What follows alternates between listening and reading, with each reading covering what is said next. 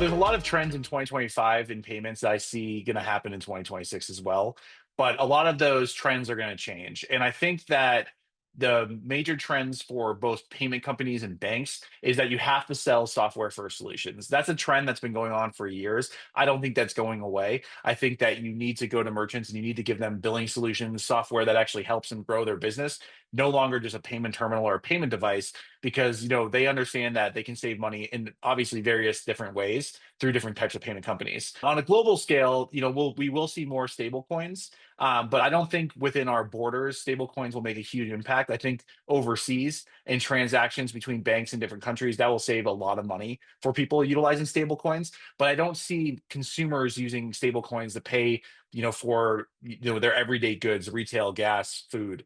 It might come down. It might come in the future, but it's just not a trend now. The buy now, pay later revolution is still going to be around, but it'll kind of come to a halt because there's more of a credit layer that becomes apparent where there's regulation now where not everybody just gets the same amount of credit for utilizing a buy now, pay later app. So I think that we'll see somewhat of a halt. I think it'll still grow. People love the ability to buy now, pay later, but there will be more regulation on how much credit and how much spend those individuals get. And I think the banks are going to be coming harder, coming down harder on those companies.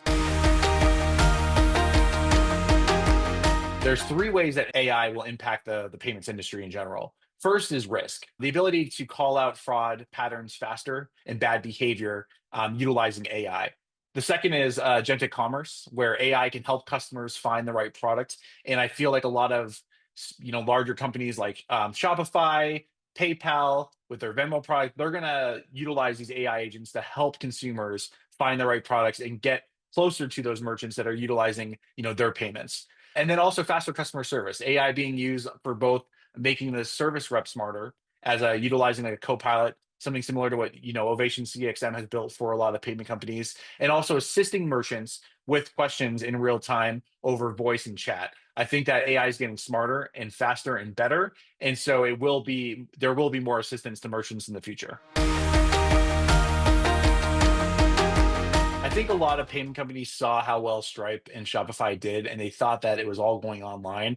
But we've actually seen an influx of hardware being sold across the payment industry, which I thought was very surprising. And it shows that merchants are still utilizing hardware to do payments, and they still want hardware in store and efficient hardware. They're not, they're not comfortable with really the tap the phone to pay. They want something that's substantial and that can still run their business right there on the floor. And so we thought that trend was going to go away, but we actually saw more hardware being sold this year through our providers than we did in previous years. So along with that, in 2026, I think we noticed that there's going to be a lot of on-site activation.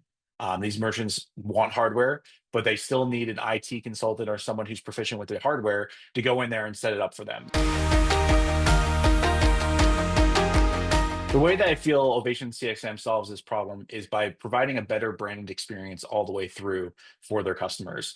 So when you buy from a brand, you don't want to be passed off to a third party. And even if that brand is using third party hardware, third party software, a third party backend, you want to see that brand all the way through.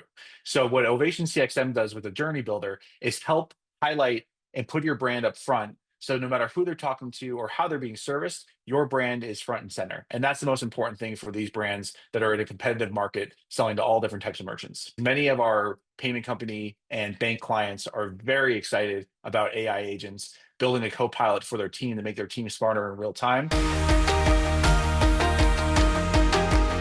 A lot of the individuals that built OvationCXM came from the payments industry, myself included. I used to walk door to door selling payments. I grew up in a merchant environment. I knew what that world looked like. So when we built this company, we were very much focused on how can we help local businesses succeed. And that was one of the first real missions in building OvationCXM.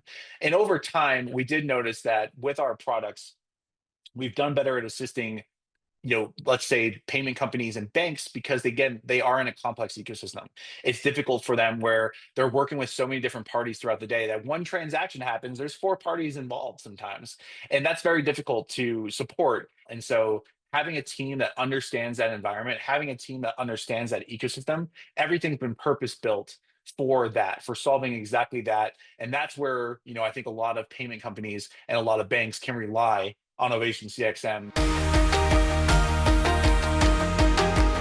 One thing that we've done really well is help drive your costs down from an operational perspective.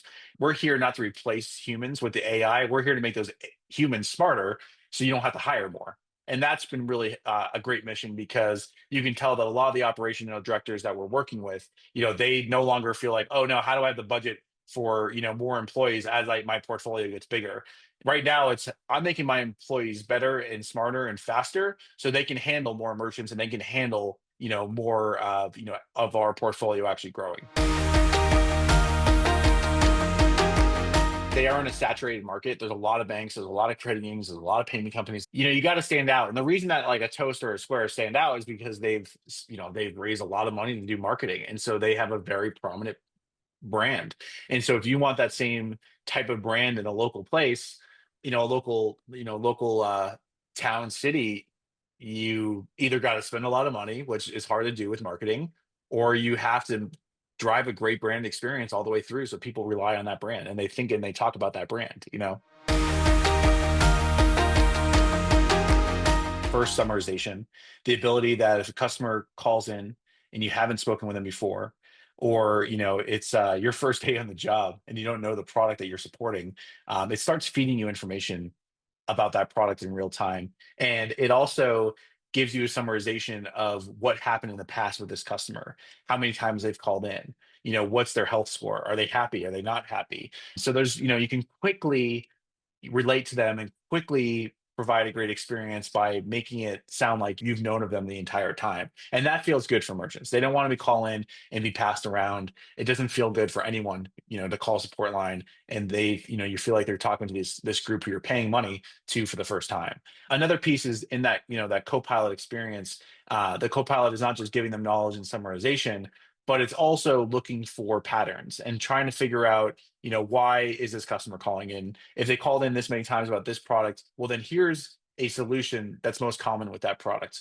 And so it just gives them a little bit more tools and, the ability to understand really what's happening in real time so they can assist that customer and make sure that that problem is being solved. With the AI that's customer facing, I think what's really neat about the voice AI is it can be multilingual. So if someone's talking in a different language, they'll say, hey, would you like to continue this conversation in Spanish, and just start speaking Spanish. That's helpful because not everybody can afford having a bilingual help desk. So even though you have some humans available to answer calls, you could have voice AI available to answer some calls of people who are speaking different languages.